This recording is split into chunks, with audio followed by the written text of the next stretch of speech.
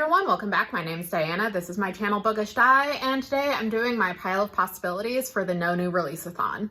So for folks who haven't seen the video announcing the readathon, I'm co-hosting the No New Releaseathon with Kelsey over at Fancy Hat Lady Reads. This is a readathon focusing on books published prior to 2020. So if you're like me and have a ton of books that you've just collected over the years and like kept meaning to read but never did, this is a great opportunity to read down your TBR and just see if past you had good taste in books, or if you need to speak with yourself and be like, what the hell were you thinking? So I don't really know what my October is going to end up looking like because I do have some work things that I'm doing. So I am keeping my TBR really open, but what I wanted to do was maybe like just talk through some of the books that I'm considering, talk about their points, and maybe also mention, why I initially picked it up in the first place. So I'm mostly going to be doing books that I own, but I do also have some library books that I'm going to be including in this pile of possibility. So starting with the library books, first is Beverly Jenkins' Forbidden. This is a historical romance. It's set in the same timeline as the two other romances of hers that I've read.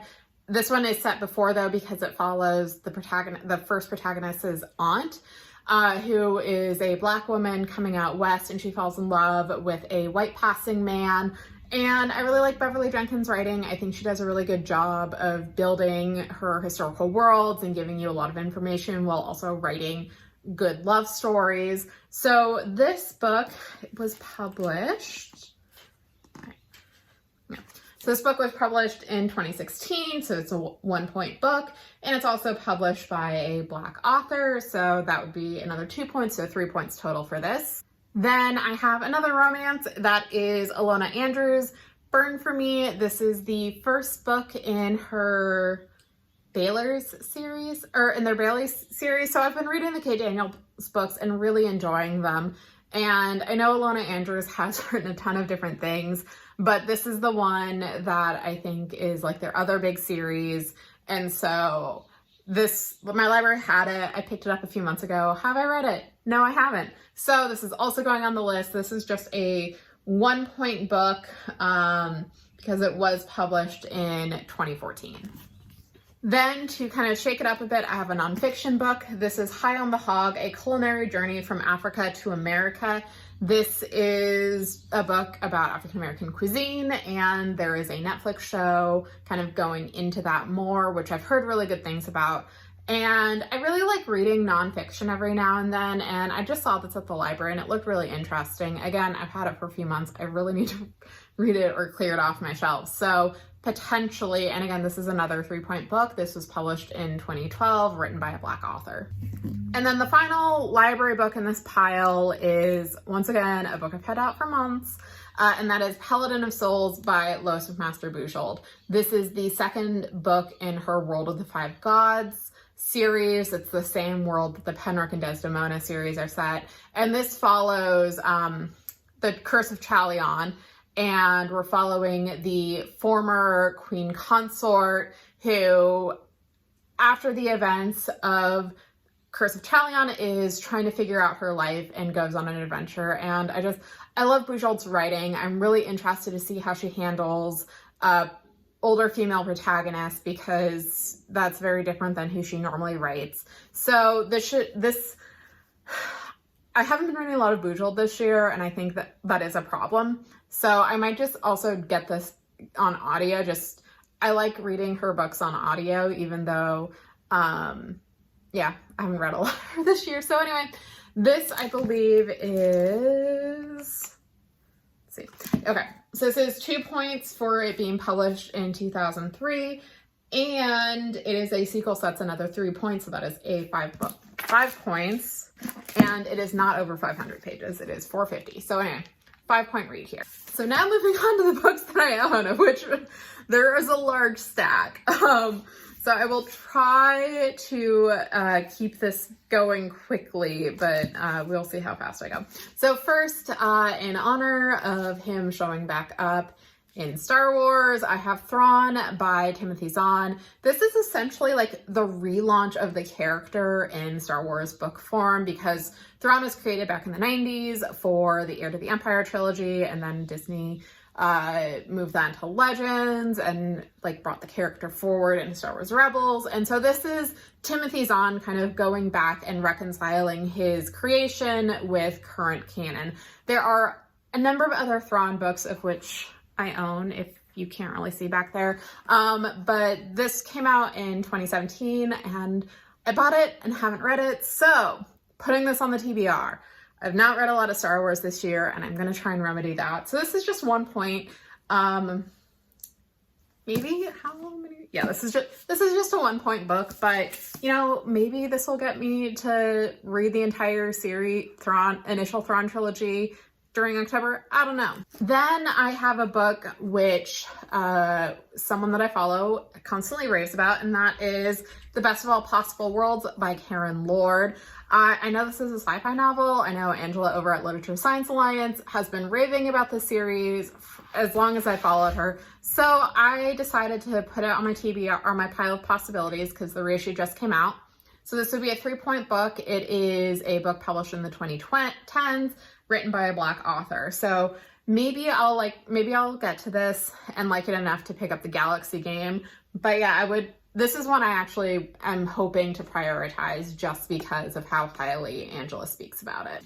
Then I have a book that I picked up on a whim, and that is Nocturna by Maya Montaigne. This is a YA fantasy, and it follows a thief and a prince, and it is a Latin fantasy.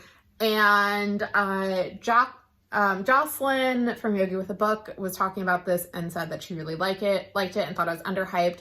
And it's been on my shelves for a few years now, so I figured might as well pick it up, see if it's something that I enjoy. So this one was published, I think in 2019 or 2018. Yes, so this is a 2019, so just making the cutoff. And it is by a BIPOC author, so another 3-point book. That I think is going to be about the average of the books that I read, which is fine. A book that has been on my series TBR, Realm of Ash by Tasha Suri. This is the sequel/companion novel to Empire of Sand, which I read last year and really enjoyed. And I've been meaning to finish off that series so I can cross it off my list. So this, I believe, is a 6-point book. So it is a book published in the 2010s. It is a book by a BIPOC author, and it's a sequel, so 6-point book. Then another book that I bought on a whim several years ago, Zero Sum Game by S.L. Wong. This is the first in a science fiction series, and this was initially self-published, I believe, and then Tor picked it up for Trad Pub. I don't know too much about it. I know some friends really like S.L. Wong and really enjoy her writing. So maybe I'll get around to it this month. This is another 3-point book. Then I have the Starletwood New Fairy Tales, edited by Dominic Parisian and Nava Wolf. This one I bought just because it's an absolutely gorgeous edition, and I know with this series, I think there's the story by Naomi Novik that was spun off to become Spinning Silver, and there's a number of authors in here that I've read and liked. So I keep meaning to read short stories. I've not been reading short stories. So yeah, so this is I would say a 3-point one or 4-point, because published in 2010s, and it is a short story anthology. Yeah, I was not joking about this being a very large pile of books that I've liberated from my shelves for this project. So moving to some chunky fantasy, I have Hunter's Death by Michelle West, and maybe it might have been Hunter's Oath? I don't know, one of these. Okay, so technically I'm doing Hunter's Oath instead of Hunter's Death, but I don't feel like getting up and switching out the books. But chunky fantasy, I read Michelle West's series the Sun Sword series, which is set in the same world, but I think like a decade or so after. And I never finished that series, and I have all the Sun Sword series plus the Hunters books, which I've been meaning to read. And so maybe I'll reread Hunter's Oath, because I read it, God, a decade ago now. So this is not the correct one, but Hunter's Oath, this was published in the 20th century, so in the 1990s. It is published by a BIPOC author, and it would be a reread. So that would be a 6-point book. Although, because I'm not sure how long Hunter's Oath is. It might be over 500 pages. I don't know. Like I said, I don't feel like getting up and checking. Then, because October is still part of Latin Heritage Month, I do have, God, a number of books by Latin authors that I've picked up throughout the year. So I think these are all 3-point books. But just quickly running through them, I have Infomocracy by Malka Older. We Set the Dark on Fire by Taylor K. Mejia, who I've read stuff by both of these authors. I've read her Rick Riordan Presents book and her Tor.com novella, which came out this year, and I liked them. So hopefully if I read these, I'll enjoy them. But this one is YA fantasy, which has been a little bit more hit or miss for me lately. Labyrinth Lost by Zoraida Cordova, another YA fantasy. The Beautiful Ones by Silvia Moreno Garcia. I adore Silvia Moreno Garcia's writing. I think I own almost everything she's written. Have I read everything she's written? I have not. But this is the reissue of a book that she published several years ago, and I've been meaning to read it for a while, so maybe I'll get around to it in October. Then I have Blanca y Roja by Anne-Marie McLemore, who's one of my favorite authors, and The Storm Runner by J.C. Cervantes. This is part of the Rick Riordan Presents line. And then the last 3 book on this pile of possibilities, I have Cameron Hurley's The Stars Are Legion. This is like a body horror-y, like sci-fi series that was like nicknames lesbians in space. I bought it just for that tagline, but I didn't realize how like goopy it would be. So I have expectations. Like, we'll see how it goes. I've read Cameron Hurley's nonfiction. I haven't really read any of her novels, but you know, maybe now's the time. The Blood Print by Asma Zenat Khan. I haven't heard too much about this. I did read one of Khan's mystery books and I enjoyed it, but this one I feel like has kind of gone under the radar. I picked this one up at a used bookstore, not knowing too much about it. It just sounded kind of interesting and I thought the cover looked cool. And then finally, last but not least, Ghosthunters by Mary Robinette Kowal. This I picked up, God, I think I got this in Canada. I think it was like on a discount table at Indigo or at Chapters. But this is like a paranormal fantasy set in World War I, and our protagonist, she's a medium, her fiance is a ghost because he died in the trenches, and she's trying to, I think, solve his murder.